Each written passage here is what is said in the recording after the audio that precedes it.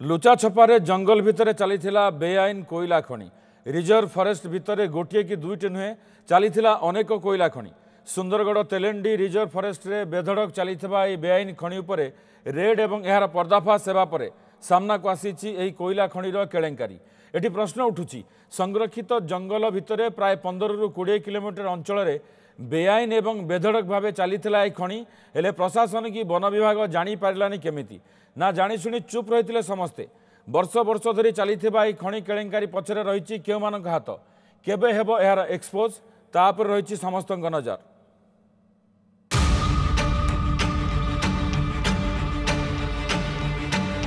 जंगल भितर चलीथिला बेआईन कोयला खनि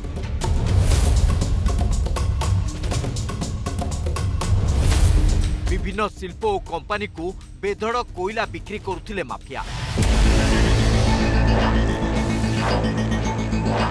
एमिति जानी पारलानी वन विभाग कि प्रशासन एही कोयला केलेंकारी पछरे केउ शक्तिशाली लोकक हाथ। कोयला खनि कारनामारे केबे हेबो एक्सपोज।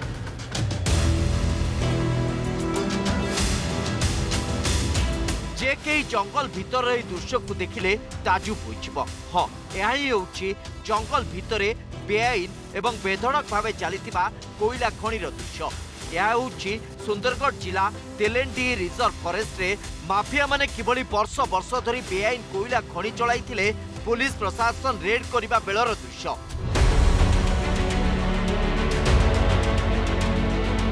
पुलिस प्रशासन आखिरे धूली दे एही बेआईन खनिरु विभिन्न कंपानी को लुचा छपारे चलीथिला कोयला चालान। तेबे ए संपर्क में सूचना मिलिबा क्षणी गतकाली जिला प्रशासन एही चोरा कोयला खनि उपरे रेड करिछि एवं गच्छित होइतिबा समस्त कोयला को सीज करिछि।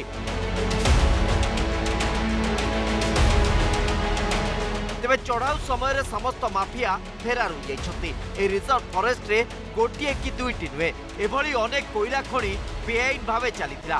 प्राय 15 रु 20 किलोमीटर जाए माटी कोड़ी कोयला बाहर करा जाई गच्छित करी बिक्री करा दैथिला। तेबे वर्ष वर्ष धरी ए कारोबार चलीथिले भी प्रशासन की वन विभाग रो कर्मचारी जानी पारलेनी केमिति। पाखापाखि 30 किलोमीटर पर्यंत कोयला को जंगल मझी ताड़ी माफिया माने नहीं जाइछथि एवं जतबेले जिला प्रशासन एयाकु नहीं घटनास्थल में खबर मिलता पहुँची एवं कोयला को संपूर्ण भाव जो रही खनि को संपूर्ण भाव में बंद करिछि एवं तदंत करुछि। ए बेआईन कोयला खनि केलेंकारी सामना को आसवा परे आरंभ होइछि तनागना। ए प्रसंग में विधायक जोगेश सिंह अभियोग करिसेंति हेमगिरी अंचल रे विभिन्न जंगल रे 100 एकर जमी रे बेआईन कोयला खनि रहिछि। जातीय संपत्ति को चोरी करुवा कोयला माफिया को गिरफ करा जाऊ एवं यार तदंत हो। सेबली कांग्रेस विधायक तारा प्रसाद बाहिनीपति कहते एक कमिटी सुंदरगढ़ जीव एवं सेठारे स्थिति अनुध्यान करिबो। ए टीम खनि अंचल सहित जिलापाल पुलिस विभाग सहित आलोचना करिबो। माँ माटीर सुरक्षा पाई दल लड़ई जारी रखिबो। जंगल भितरे एभली कोयला खनिथिबा नै जानिबा परे गतकाली सदर उपजिलापाल नेतृत्व में हेमगिरी तहसिलदार सदर तहसिलदार पुलिस वन विभाग कर्मचारी मिलित भाव चढ़ाऊ करथिले। तेबे कोयला चोरी पछरे किए अछंती प्रशासन पक्षरु एने कोनोसी सूचना मिलिनी। समस्त दिग को नहीं तदंत चली एवं जो माने संपुक्त सेमानकु धराजिबो बोली उपजिलापाल कहछथि। मु जेतेबेले विधायक थिली सेतेबेले तार तदंत होइतला दोषी दंड पाइथिले आ मु विधायक गला पर पुणीटा तार रिपीट होइछि। आ इथे भीतर जे अछंती नेता हंतु राजनेता हंतु कोयला माफिया हंतु जे भी अछि तदंत करिकि दोषी को दंड देवा कथा। कमिटी सुंदरगढ़ जीव वास्तव चित्र आनिब खनि विभाग टू आरंभ करी पोल्यूशन विभाग टू आरंभ करी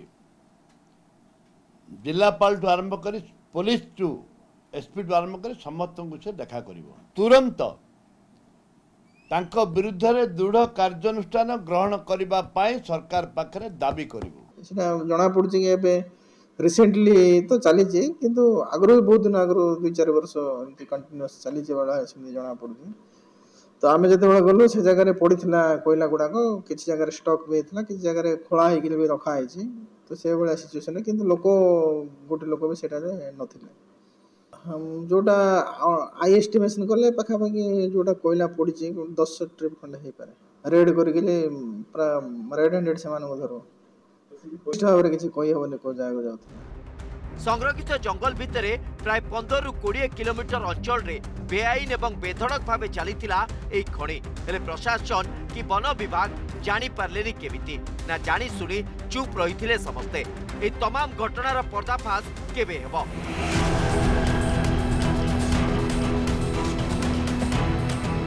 सबुठारु बड़ प्रश्न उठुची दे किभली भाव में वर्ष वर्ष धरी एठू चोरा कोयला कारबार होता ये जो माफिया माने कौटी की कोयला पठाउथिले एते को माने संपृक्त अछथि यार एक सठिक तदंत करा जाउ नै एबे साधारण उठुची प्रश्न। सुंदरगढ़ आलोक जेना, न्यूज़ 7।